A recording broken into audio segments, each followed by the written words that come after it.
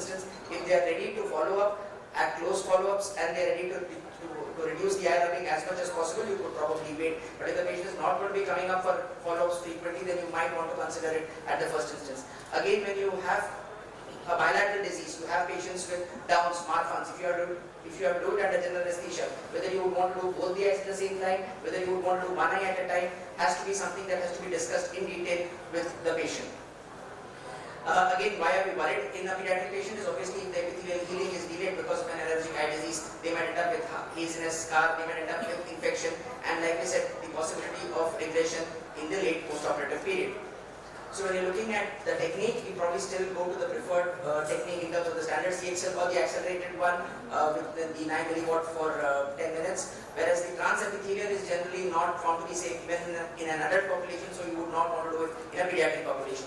Again, when you're looking at sub 400 microns protocols, you don't have any clear-cut guidelines as far as pediatric cross-linkage is concerned. You so theoretically would still follow what you do for an adult population, where you would want to build up the tissue with some form of solution or alter the duration of ultraviolet and riboflavin.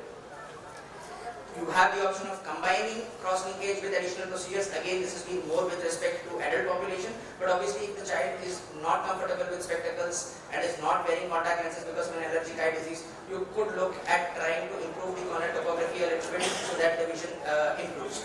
So you have the CXL plus protocols, which is basically what we do for adults, but if you're doing it for children, that's an added process that you would have to talk to the patient that this is probably not a standard of care and you're doing it only because the glass vision is not improving and the patient is not able to tolerate contact lenses, making sure all the other parameters for safety are maintained as such.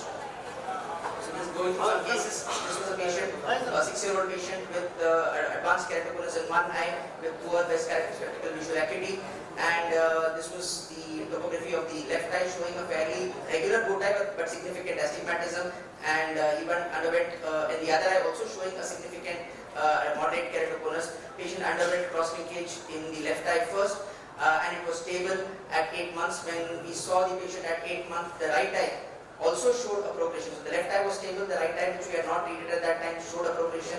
Patient underwent a cross-linkage in that eye at that visit, and then we've now seen the patient almost for about a 9-year follow-up, and both the eyes, the condition has been stabilized.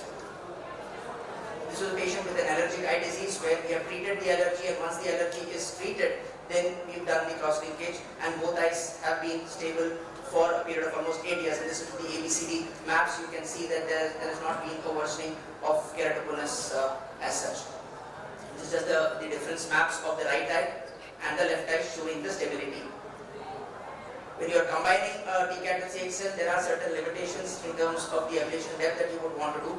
So here, there is about a -10 diameter cylinder which is measured, but when you're putting a 0 in the modified value and you're trying to see, you're seeing almost about a 70 micron tissue ablation that needs to be done. Even if it's at the peripheral area, which is not the thinnest point, I would be hesitant to offer a TCAT CXL to this patient, and this patient, we just did a conventional cross-linkage as such. So these are some examples where we have done a TCAT CXL with a -2 diameter cylinder at 136 7.5. We did a TCAT with CXL in a 14-year-old girl, and she's now about 3 years post-op maintaining 6.6 vision. The other patient with a -3.5, improving only to 6.12 with glasses. Post TCAT CXL at 1 year was plain. So there are certain situations where you want to combine these procedures, like in this patient who was in 18-year. So technically she's probably just an adult, but the criteria for age as far as pediatric CXL is concerned is about 18. So it's not that we're doing it in 10 or 11-year-old patients. That's something that we need to be aware of when we talk about all these additional procedures, because we need the patient to cooperate during the process also.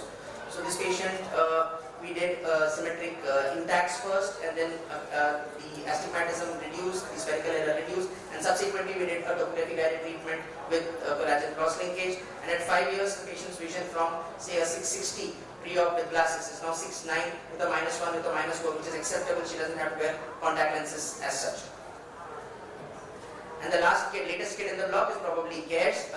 This is probably too early in our result because it's only about a month follow-up that I have. But again, the idea was to just improve the corneal curvature so the glass vision improves along with cross-linkage to stabilize the condition. And if you are able to improve the glass vision, we don't have to push the patient to wear contact lenses, especially in the setting of an allergic eye disease where the tolerance for regular contact lenses might be poor, and we might have to then shift them to a prose lens.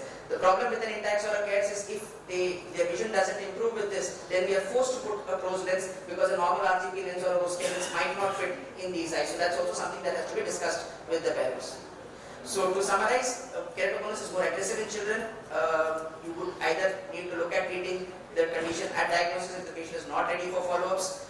But if the patient is ready to come for follow-ups, you can observe and treat if there is a progression. Avoid eye rubbing is something that has to be told to every pediatric patient. Post cross-linkage also, the possibility of regression of the effect is something that needs to be emphasized. Whether you would want to consider a CXL plus, that's up for debate, but you could look at it in certain situations where having very clear discussion with the parents as to what is the outcome and what is published in literature. If nothing works, the option of a prose contact lenses or a DALC is always there. Thank you.